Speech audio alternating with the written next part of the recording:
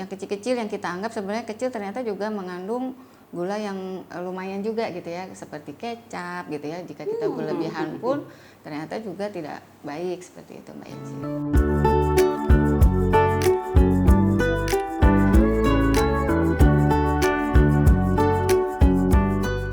Hai Moms, kita bertemu lagi di podcast Mother and Beyond. Saya mau nanya nih sama Moms nih, siapa dari Moms atau si kecil yang suka makanan atau minuman manis? Angkat tangan. Saya sedikit aja angkat tangannya, karena kadang-kadang aja.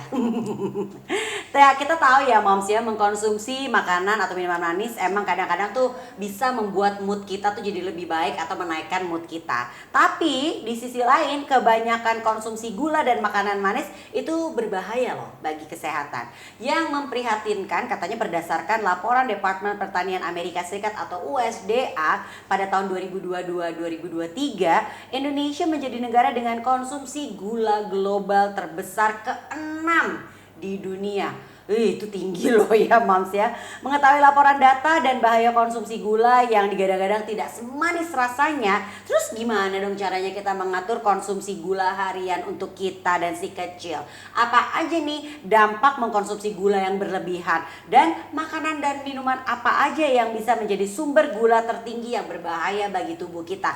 Yuk kita bahas yuk, apakah kita bisa bersahabat dengan gula? Kita akan langsung ngobrol dengan ahlinya Dr. Cipuk Muhaswitri, MGizi SPGK, dokter spesialis gizi klinik dari RSIA Sameri Basra untuk mengetahui lebih lanjut. Hai Dokter Cipuk, apa kabar Dok? Baik Mbak Enci. Sehat? Sehat, Alhamdulillah. Ya. Nah mungkin aku akan langsung mengawali pertanyaan dengan kenapa sih dia langsung karena kesel gitu, kayak kenapa sih kesel gitu. Kenapa sih Dok gula atau makanan dan minuman manis itu bikin kita nyandu?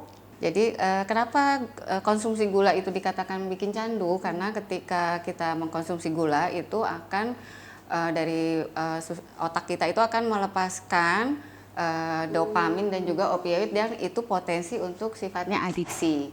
Dan beberapa uji coba juga sudah dilakukan ya, terutama pada hewan gitu ya. Itu akan merangsang suatu neurotransmitter di otak gitu ya, zat kimia di otak yang bisa menimbulkan atau bertanggung jawab untuk rasa senang. Jadi mungkin itu yang menyebabkan sepertinya ketika kita mengkonsumsi gula itu akan menimbulkan candu. Iya, moodnya bagus, jadi kayak kecanduan, pingin lagi, pingin terus seperti itu. Oke. Nah itu penyebabnya ternyata ya. Nah emang gula tuh semembahayakan itu Dok? Jadi tuh emang kita tuh jadi pengen tahu nih, emang gula tuh nggak ada manfaatnya ya Dok ya? Kalau sebenarnya apa sih Dok manfaatnya gula? Ya, sebenarnya gula itu manfaatnya dia adalah sumber energi ya. Energi terutama untuk otak dan juga sel darah merah kita. Jadi manusia itu butuh juga gula dalam kesehariannya. Tetapi yang tidak kita butuhkan adalah gula tambahan yang tentunya berlebihan Mbak Enji. Itu yang nantinya akan menimbulkan masalah kesehatan. Jadi segitu bahaya kalau berlebihan? Bahaya jika berlebihan, baik pada dewasa ataupun pada si kecil. Oke. Nah, seseorang nih dikatakan berlebihan mengkonsumsi gula dilihat dari kondisi seperti apa, dan apakah sama nih antara anak-anak dan juga orang dewasa nih Dok, kelebihan gulanya? Ya, sebenarnya kalau mau lebih pasti ya apakah dia sudah konsumsinya berlebihan, kita lihat dari kadar gula ya di dalam darah. Jadi pemeriksaan oleh kalau tanda yang lebih khas ataupun pasti kan dari situ. Tapi kalau mungkin keluhan yang mungkin sebenarnya tidak spesifik ya harus dari kelebihan gula, tetapi dikatakan bahwa tanda-tanda tersebut walaupun tidak spesifik juga bisa kita kaitkan dengan konsumsi gula yang berlebih. Misalnya keluhannya tuh mudah lelah. Terus jadi ternyata konsumsi gulanya itu mungkin dia terus-menerus akhirnya malah tidak bisa memenuhi kebutuhannya seperti itu ya. Jadi dia mudah lelah, konsentrasinya bisa terganggu, kemudian juga sering lapar, sering haus seperti itu Mbak Enji. Tetapi memang lebih tepatnya ketika kita lakukan pemeriksaan kadar gula darah tadi seperti itu. Nah Dok, bahaya dari kita mengkonsumsi gula secara berlebihan apa nih Dok? Jangka pendek dan jangka panjangnya Dok? Ya sebenarnya kalau konsumsi gula yang berlebihan itu bahayanya dia akan meningkatkan berat badan ya, jadinya kegemukan baik pada dewasa maupun pada si kecil. Jangka pendek itu juga Dok? Seperti itu. Nah kalau jangka pendek mungkin kalau konsumsi gula berlebihan sebenarnya sih untuk jangka pendek jangka panjang hampir tidak ada, maksudnya tidak ada literatur yang menyebutkan apakah ini jangka pendek atau jangka panjang. Tetapi kalau kita konsumsi dalam waktu yang lama, dia itu akan tentunya meningkatkan tadi berat badannya, terjadi obesitas, kemudian penyakit seperti kencing manis ya, terus resiko untuk peningkatan penyakit jantung dan pembuluh darah, kemudian juga beberapa kanker, terus juga di masalah gigi ya, gigi juga bisa jadi berlubang gitu, Mbak Enji. Itu kayaknya kalau sama anak-anak tuh cepat kelihatan, apalagi udah terbiasa mengkonsumsi makanan manis atau minuman manis, nggak rajin sikat gigi. Betul. Itu kan jadi kayak yang karies itu dan krepes itu kan ya dok ya. Oke. Nah, bahan atau jenis makanan atau minuman tertentu yang apa nih dok yang menjadi bisa dibilang tuh sebagai sumber gula tertinggi yang mungkin tanpa sadar sering menjadi konsumsi kita sehari-hari nih dok? Ya, biasanya kalau makanan ataupun minuman tinggi gula yang di keseharian sering kita konsumsi ya itu biasanya dari minuman bersoda, kemudian minuman berenergi, kemudian juga makanan seperti cake gitu ya, permen, es krim, nah seperti itu yang memang tinggi untuk gulanya tadi. Minuman kemasan juga, jadi kayak jus buah, nah seperti itu. Jadi memang harus diwaspadai. Selain itu juga yang kecil-kecil yang kita anggap sebenarnya kecil ternyata juga mengandung gula yang lumayan juga gitu ya, seperti kecap gitu ya. Jika kita berlebihan pun ternyata juga tidak baik seperti itu Mbak Enji. Semua di sini langsung kecap, oke langsung baik ya. Nah kalau misalnya es teh manis atau minuman teh manis atau kopi pakai susu atau kopi pakai apa namanya kental manis, ini kan kayak udah akrab banget nih masyarakat Indonesia, itu juga gitu.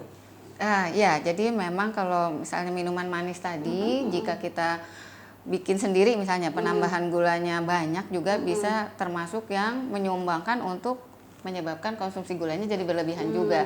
Apalagi kalau misalnya kopi susunya manis terus pakai susunya susu kental manis kayak seperti itu ya. Jadi pakai gula lagi. Nah, habis itu pakai gula lagi gitu. Jadi memang menyumbangkan juga untuk konsumsi gula tadi gitu.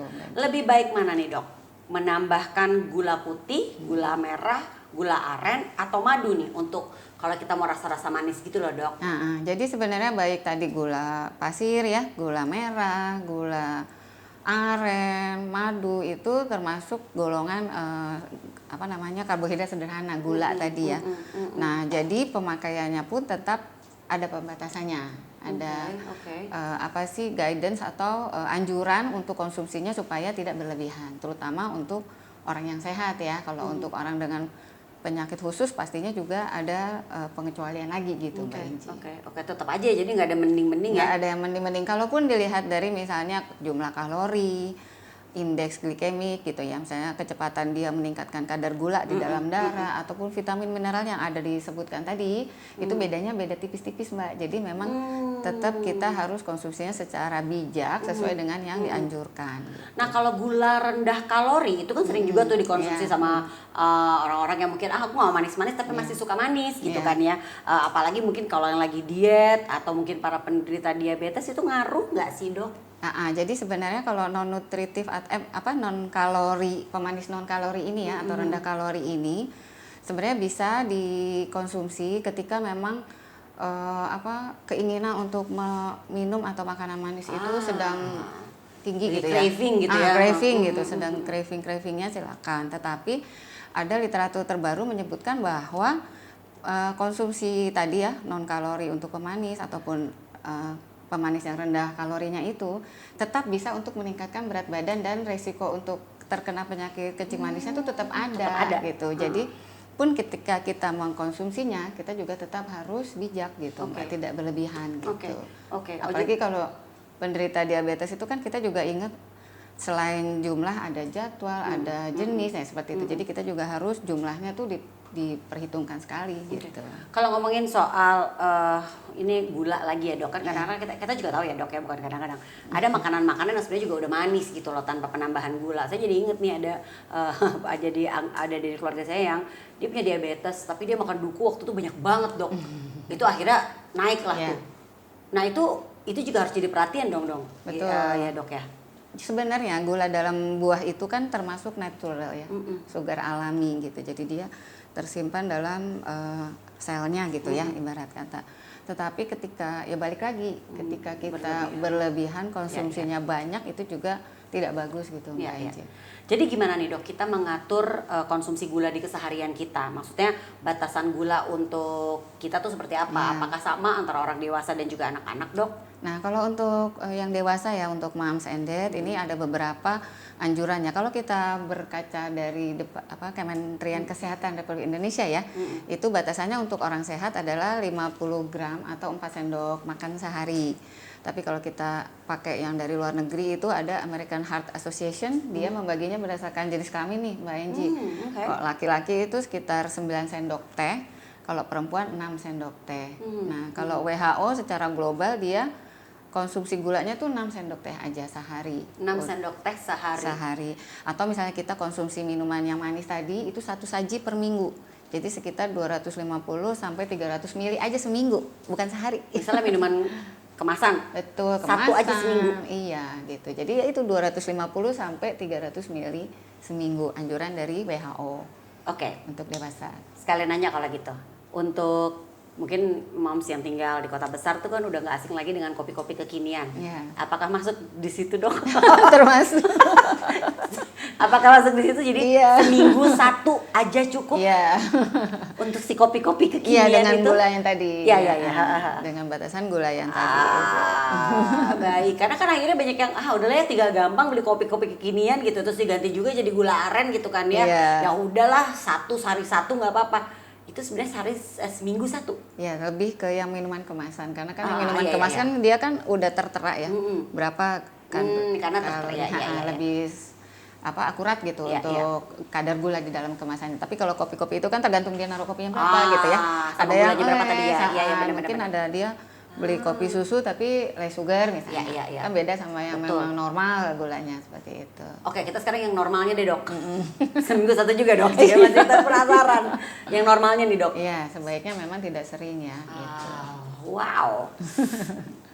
Oke deh ya. Baik, jadi paham. Oke.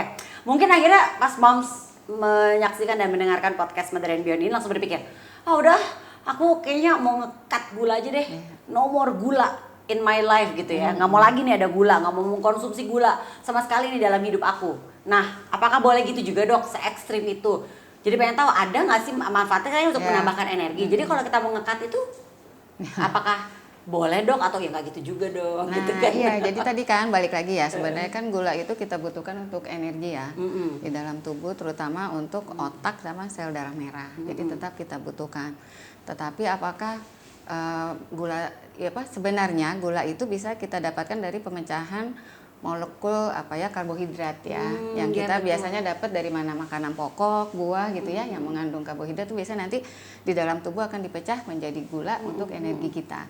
Nah, yang jadi masalah kan sebenarnya gula tambahannya ya, Mbak Enji. Jadi ketika kita ingin nge-cut, kalau kita nge-cut semua itu malah dampak ke kesehatannya kurang bagus. Misalnya nggak mau makan karbo sama sekali, dan juga gula tambahannya nggak sama sekali. Nah, itu nantinya bisa menimbulkan masalah kesehatan ya, misalnya jadi hipoglikemia kadar gula terlalu rendah itu juga kan kurang bagus ya, dia bisa kejang, nggak sadar ya, seperti itu ya. Bisa gitu juga ternyata ya. Kalau dia terlalu ekstrim misalnya. Tapi kalau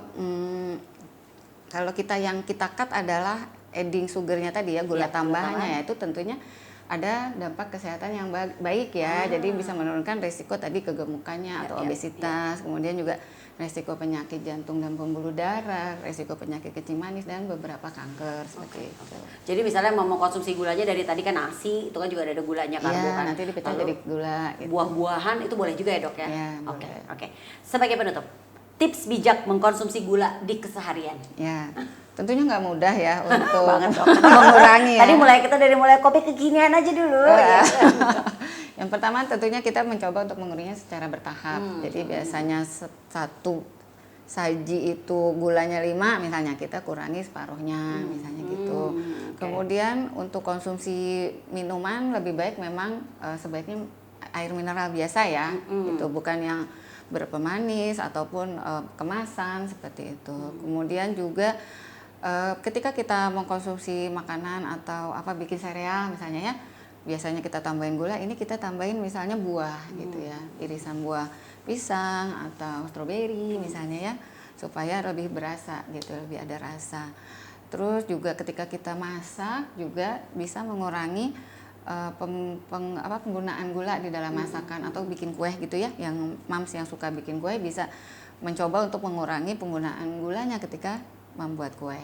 Terus menambahkannya dengan apa? Dengan rempah-rempah, misalnya seperti jahe, kayu manis, pala, supaya masakan itu lebih kuat tapi gulanya juga nggak berlebih seperti itu. Okay. Itu sih beberapa tips yang bisa dilakukan ya, bertahap. Tapi memang kalau untuk anak-anak mungkin bisa ditambahkan menjauhkan makanan yang tinggi gula tadi ya, snackingnya tempatnya tidak mudah dijangkau, dan yang lebih didekatkan adalah makanan yang lebih sehat, cemilan yang lebih sehat, misalnya buahnya lebih dekat gitu ya, jadi mereka ngambilnya lebih gampang seperti itu. Jadi cari manisnya buah aja ya dok ya? Ya, lebih natural tuh biasanya memang di buah sih, buah alaminya. Oke. Nggak mudah, tapi kalau memang manfaatnya banyak sekali untuk kesehatan kita, kenapa tidak kita lakukan? Mungkin perlahan kali ya, mungkin moms yang sehari-hari yang aku tuh tiap bangun tidur tuh harus minum secangkir teh manis hangat. Ya kita ganti dengan secangkir teh aja, teh hangat tanpa manis gitu kan ya. Pelan-pelan kali ya kita rubah kebiasaannya. Kayak tadi juga mungkin yang biasanya minum teh atau minum kopi 5 sendok teh gulanya dikurangi separohnya gitu ya. 5 sendok itu juga manis banget lah pasti ya. Paling kan dikurangi lah ya moms ya, dan memperhatikan sumber-sumber yang lain tuh. Ternyata kayak kecap itu kalau terlalu banyak juga ternyata gulanya juga lumayan ya dok ya. Itu mungkin yang harus jadi perhatian kita ya moms ya, supaya kita bisa hidup sehat dan menghindarkan diri kita dari berbagai penyakit yang disebabkan akibat terlalu banyak mengkonsumsi gula. Terima kasih Dr. Cipuk Muhaswitri M. Gizi SPGK, dokter spesialis gizi klinik dari RSIA Sameri Basra, yang sudah menjelaskan kepada kita tentang gula. Apakah kita bisa bersahabat dengan gula? Sudah terjawab semua ya Mams. Terima kasih sekali lagi dokter. Sama-sama Mbak Yenti. Dan juga terima kasih buat Mams yang sudah mendengarkan dan juga menyaksikan podcast Mother and Beyond edisi kali ini. Sampai jumpa Mams.